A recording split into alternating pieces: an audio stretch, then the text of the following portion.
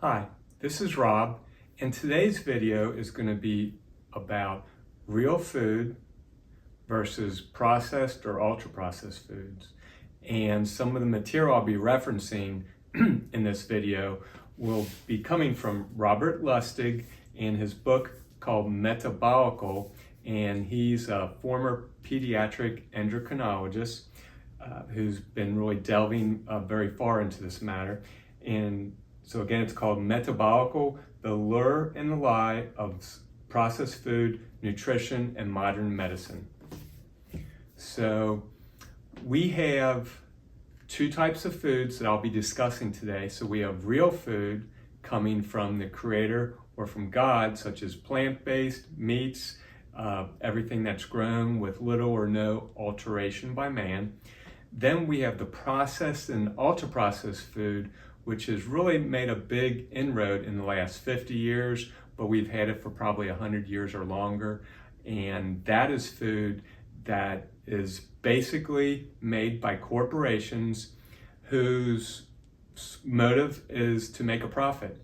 So the motive of profit means that they use the cheapest ingredients possible in order to maximize their profits and minimize their cost. So, and if we look into food, the purpose of food is, or the definition of food is to basically promote burning of energy, called your metabolism, and facilitating growth at the cellular level. So that's the purpose of food.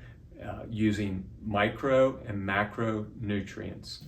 So food that is made by the ultra-processed food industries also adds ingredients, and I'll talk a little bit about that, such as sugar, salts, and fats to make that food more appetizing and more and to consume more of it, which has its own negative effects.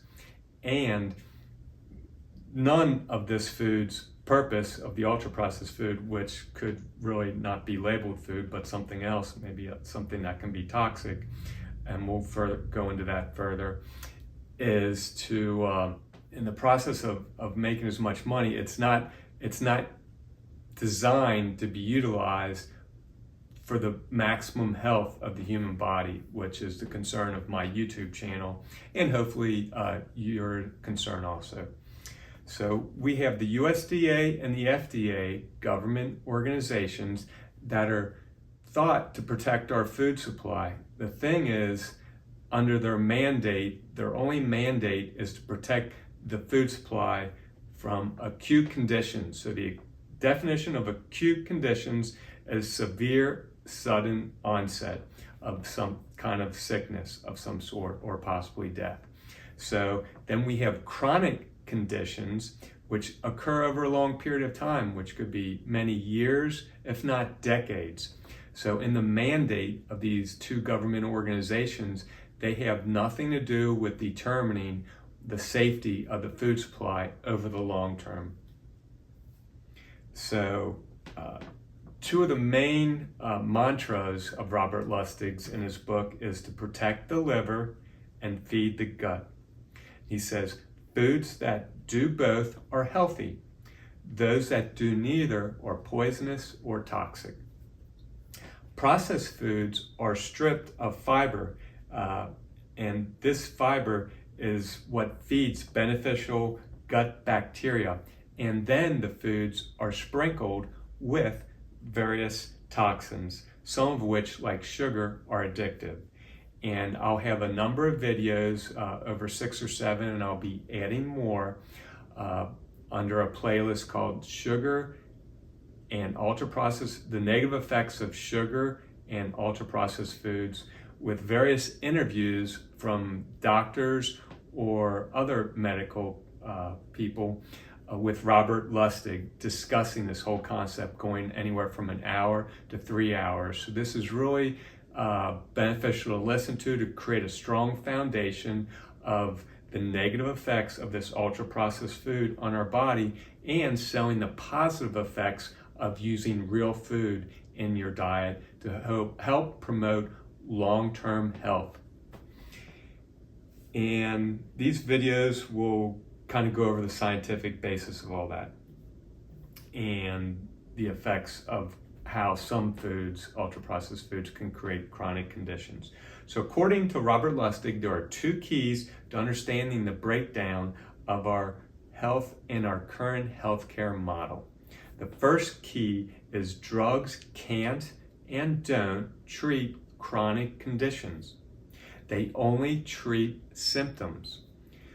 He shows 8 subcellular pathologies that underlie all chronic conditions, all of which are nutrient sensing.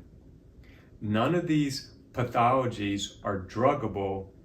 All of these pathologies, luckily, are foodable. Also, you can't outrun a bad diet. Now, physical activity is useful, but compensating for a bad diet with intense,